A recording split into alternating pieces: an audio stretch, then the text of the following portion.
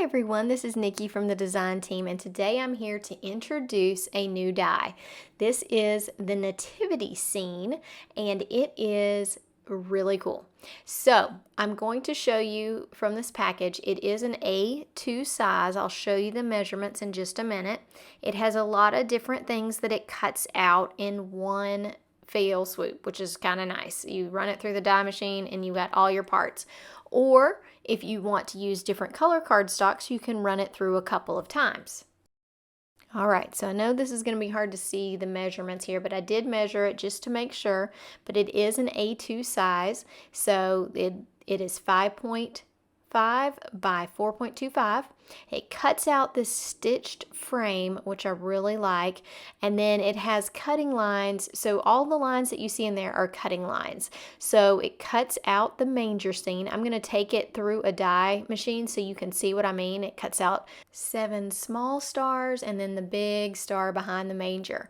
It also cuts out this cute angel. I think that could look really good. Even if you didn't use this die, cutting out the angel and the stars is kind of nice. So we've got that. I'm going to show you how it goes through a die cutting machine. So when you're getting this out, you need to be careful with your pieces because those stars are very small. So just make sure that you've got all your pieces. I like to use a coffee filter and put all my pieces in it if I'm going to be ink blending.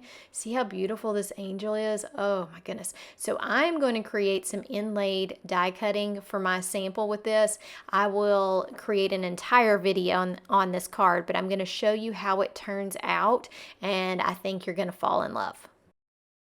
So I have lots of ideas with this die. What I'll end up doing in the sample that I'm going to show you is inlaid die cutting. But you could easily take a background or a piece of blue cardstock or a night sky, something, and just put it behind this manger scene. So I'm going to punch out all these so you can kind of see what is left here. But it gives this great silhouette of the manger scene. I think this would look really good in black with some kind of starry background.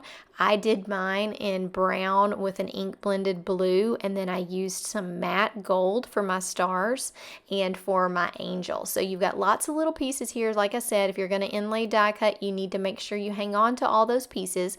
If you're not and just going to use cardstock back here, you've got a little bit more freedom on the background. Are you ready for it? Ooh, I added sparkle, I did some inlaid die cutting.